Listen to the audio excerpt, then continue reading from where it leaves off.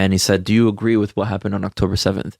He says, I tell my students that this is the way of Islam and the most honorable thing we can do. We're told that Israel is fighting Hamas and the government of Gaza. But what is the society like? What are the people like in Gaza? Rudy Rochman, who has of course featured on JTV many times, went into Gaza as a IDF soldier, and this is what he said he saw. Have a listen. Occasionally you'll see footage of people screaming out against Hamas and what they're doing and bringing upon them Israel's retaliation. Do you come across Palestinian civilians when you're there on the front lines that view the IDF in any sort of positive way for fighting Hamas? So my unit, at least me and the experience that I had, I've seen very little civilians. The first day we went in, all the civilians had been cleared. There were leaflets dropped by the IDF saying in 72 hours the army's coming. All civilians have to evacuate in order for you not to be in the line of fire.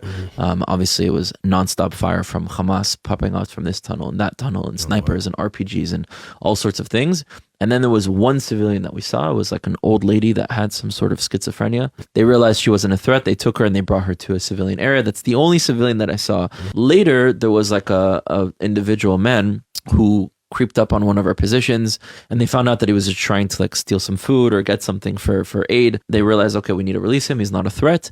But they asked him a few questions before, my friend who speaks Arabic, and they said, what's your profession? He's like, I'm a teacher of Islam for kids. And he said, do you agree with what happened on October 7th?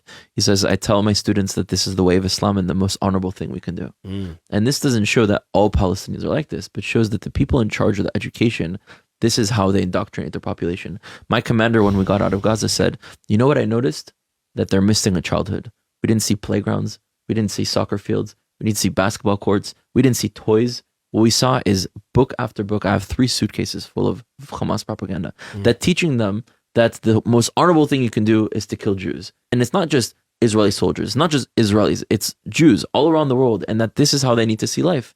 And no one is born thinking that way. This is something that they were trapped to, and we've known that for 18 years, Hamas has been teaching their population that. So we need to free them from that reality and give them a different experience.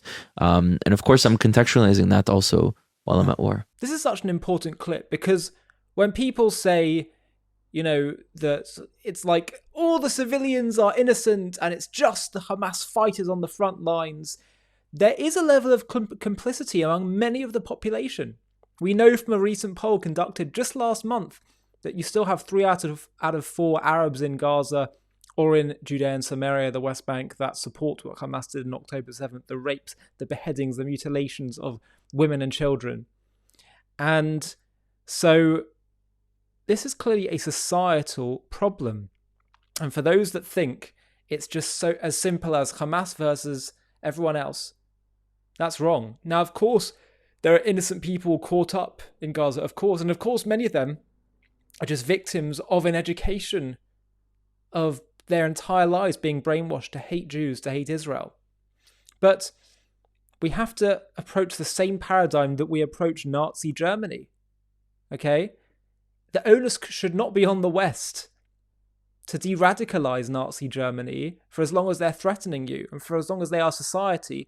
You can play all kinds of philosophical and psychological games and things. Yes, but maybe they're victims of this, and if they weren't like this, they wouldn't hate us. The fact is they do.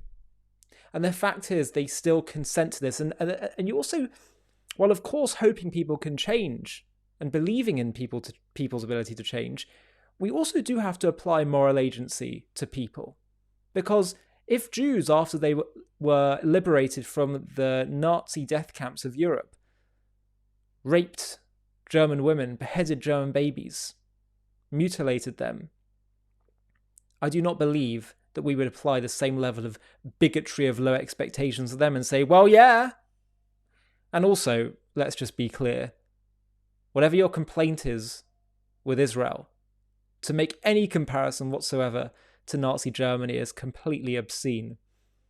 Throughout every single step of the way, even though it has been the Jewish people's land all along, they've been prepared to divide the land. It's not like they stole it and then say, okay, let's divide it. No. The displacement happened when the surrounding Arab armies went to war with Israel, when they rejected the UN's partition of the land.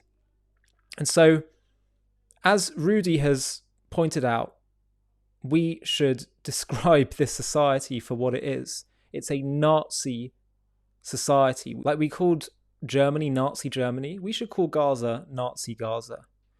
Because the government, the army, but also the education, the media, and much of the people are in alignment about their desire to kill the Jews. We believe people can change, but let's be clear about who they are, and let's be clear that Israel's first duty is to protect herself from such a threat. And then perhaps afterwards, once you have peace, geopolitical peace as well as peace of mind, then you can look towards trying to educate and de-radicalize. But your first responsibility is not that. It's not our problem. That's your society's problem. If you choose to have a Nazi society, or if you're part of one. I feel sorry for people who don't like what they see or are just pure victims of being brainwashed all their lives. And we hope that it will change.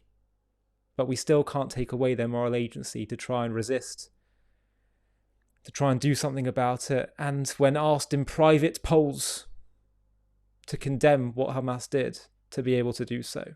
Some did, but not enough. So we should remember what we've been seeing, what these soldiers have seen, and just because people can choose to be so evil, it may be astounding to us, but we shouldn't try to deny it or explain it away or infantilize people. We should be clear, because our safety and security depends on it. Hi everybody, thanks for watching. If you want to watch another one, click here. If you want to subscribe to stay up to date with all the latest JTV content, click here. And if you're feeling really keen, you can click the join button down below underneath this video, where you can get perks including early access to new videos and private live discussions with me, where we can talk about JTV content and strategy moving forward, and I'll get to hear from you. Thanks again for watching.